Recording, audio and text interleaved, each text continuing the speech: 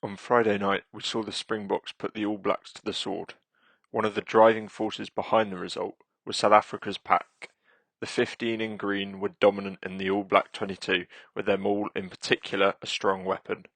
So today we look at every single line-out in the New Zealand 22 and see how it won Jacques Nienaber's side the game.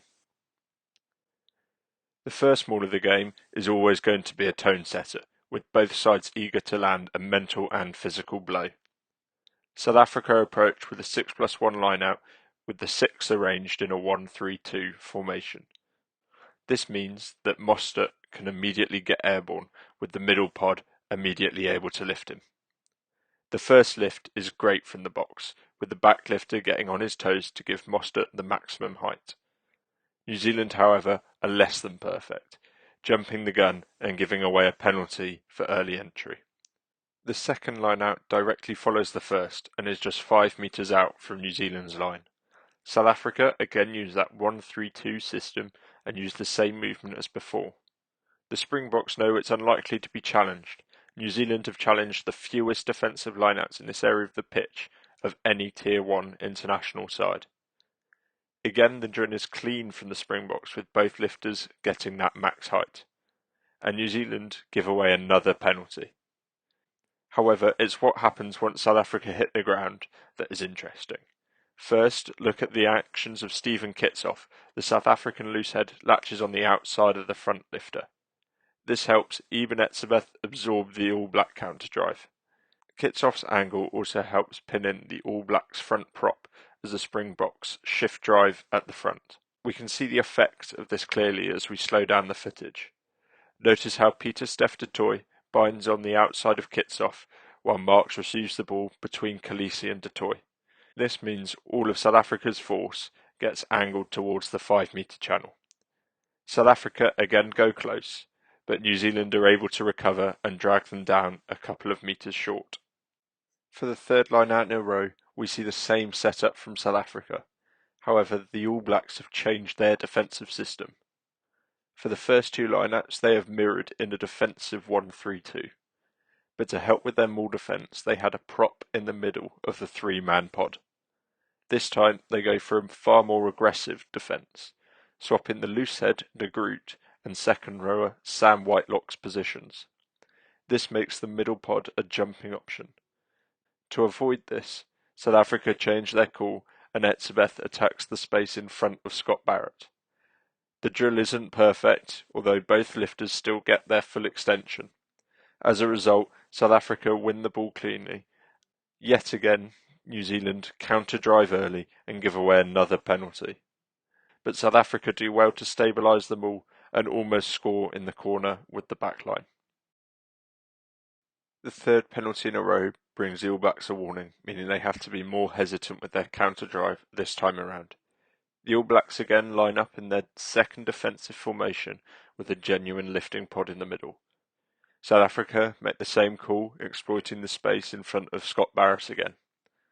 Notice this time how Kitsoff is able to connect with Etzebeth and win the space at the front.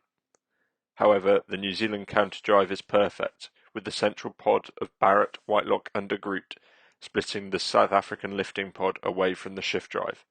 Lomax, the New Zealand tight head, is also able to split the seam between Kitsoff and Duane Vermeulen. The tight head then transitions to the shift drive well, and New Zealand's first 5 seconds of pure aggression have won them a maul turnover. The next line-out sees South Africa facing a New Zealand pack with a man down.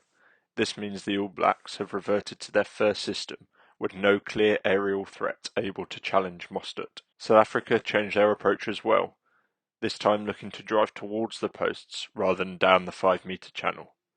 This is signalled by Kitsoff changing his entry angle and pushing inside of the front lifter.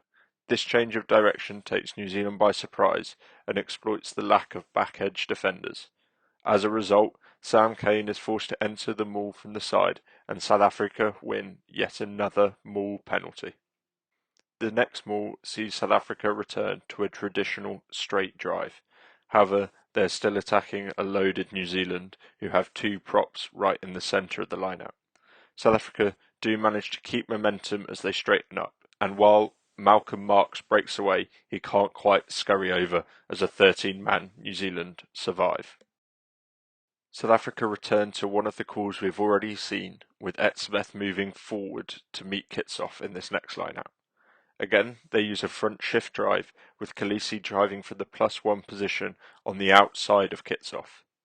This time, the front three are sheared off, but the New Zealand defence isn't able to react as quickly.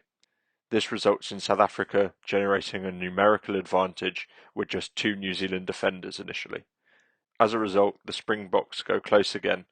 It wasn't until the second half that South Africa crashed over directly from the lineout. So in this next section, we will look at each of the scoring lineouts. The first lineout we will examine is not a driving maul, and in that lies its beauty.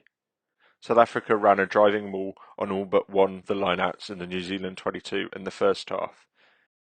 So before we look at the attack behind Marx's try, let's quickly give a thought to New Zealand's defence. Scott Barrett is now permanently off, and as a result, New Zealand have given up defending aerially any area apart from the tail of the lineout. They are also well set up to defend any front shifts with 2 front rowers in the front half of the lineout. Ardie Savere has been pushed into the lineout from the 5-metre channel, but remains in the front prop position, so is not able to compete in the air. Instead, the number 8 is tasked with pinning the South African driving maul. This leaves just Aaron Smith defending the 5-metre channel by himself. South Africa build this front peel really well.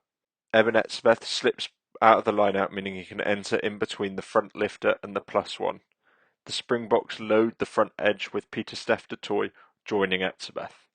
What's key for the Springboks is while they load the front edge is that all their force is angled back infield. This pins the All Black lineout away from the touchline. This isolates Ardie Savere, who commits to the drive and is then unable to reach Khaleesi as he breaks away from the maul. A simple 2-on-1 sees Malcolm Marx slide over in the corner for the Springboks' third try of the game, a hammer blow score just after half-time. However, the next maul we look at reverts to a traditional drive.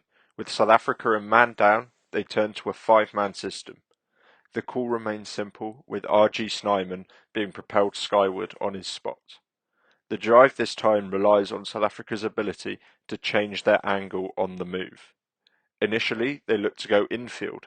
Watch as the front prop puts his force between John Klein and R.G. Snyman.